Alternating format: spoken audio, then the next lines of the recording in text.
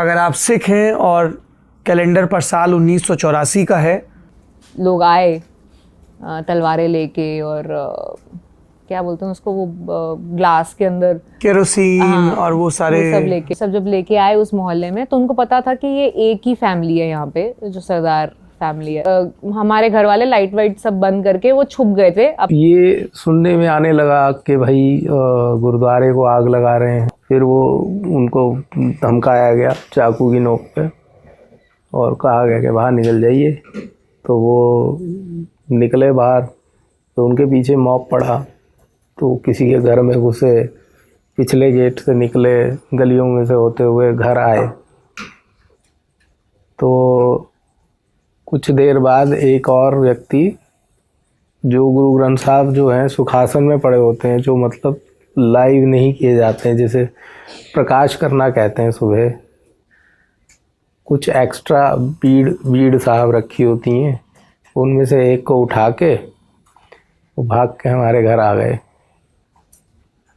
तो और कोई दरवाज़ा खोले ना खोले तो हरदीप सिंह तो दरवाज़ा खोलेगा। तो वो बीड़ साहब हमारे घर में कई महीनों तक पड़ी रही, जब तक वो गुरुद्वारा दोबारा से बना नहीं लिया। तो वो बहुत नज़दीक हमने उस चीज़ को एक्सपीरियंस किया। तो मेरे पेरेंट्स की शादी भी नहीं हुई थी। मेरे मॉम ईस्ट दिल्ली साइड रहती थी और पापा शक्ति नगर रहते थे। तो इनसे ही सुना है जो सुना है। मम्मी तो कहती हैं कि उनकी साइड पे वो पूरा एरिया काफ़ी सेफ था, उधर कुछ नहीं हुआ जहाँ पे वो रह रही थी उस समय। बट मेरे फादर जहाँ रह रहे थे शक्ति नगर के अंदर, वो पूरे मोहल्ले में हम इकलौती सिख फैमिली थी उस टाइम पे हमारी। तो एक जोंगा होता था हमारा जो पार्क रहता था, और उस समय ज़्यादा लोगों के पास गाड़ियाँ नहीं होती थी, 4 व्हीलर्स जो होते ज़्यादा नहीं होते थे।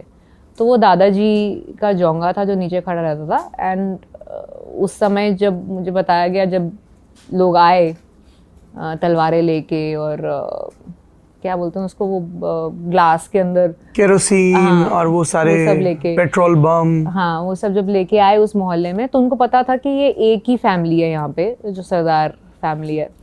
तो उस समय पे सारे हमारे घर वाले लाइट वाइट सब बंद करके वो छुप गए थे अपने घर में ही। मतलब जो हमारा, कहीं भागने का तो कोई था ही नहीं ऑप्शन, क्योंकि पता था कि आसपास आ चुके हैं, तो अभी भाग के कहाँ जाएंगे।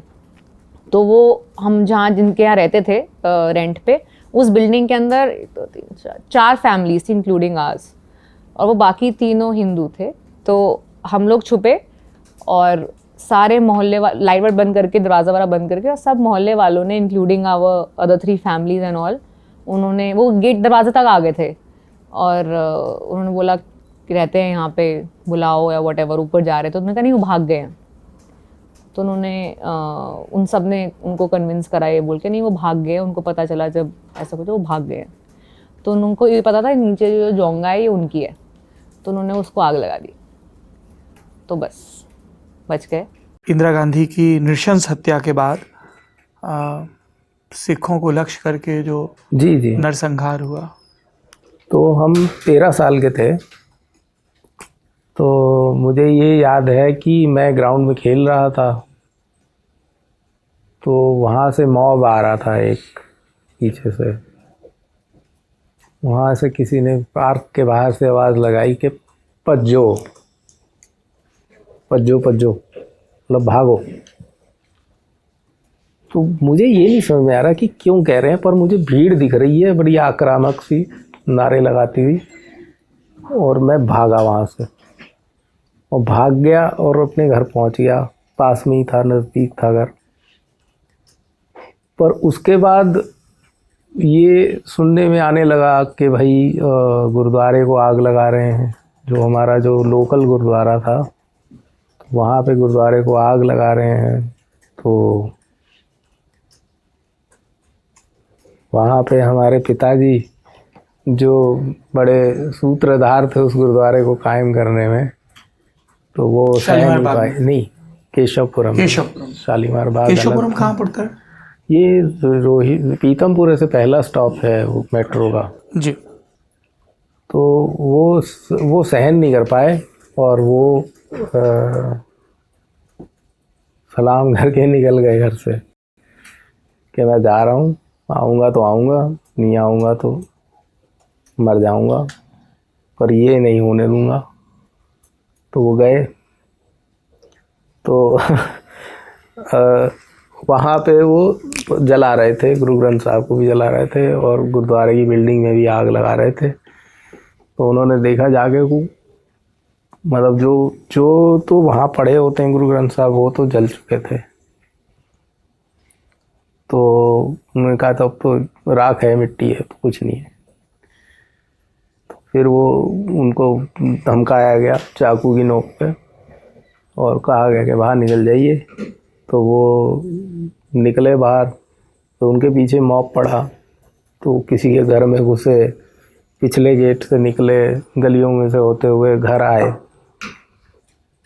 तो कुछ देर बाद एक और व्यक्ति, जो गुरु ग्रंथ साहब जो हैं सुखासन में पड़े होते हैं, जो मतलब लाइव नहीं किए जाते हैं, जिसे प्रकाश करना कहते हैं, सुबह कुछ एक्स्ट्रा बीड़ साहब रखी होती हैं, उनमें से एक को उठा के वो भाग के हमारे घर आ गए।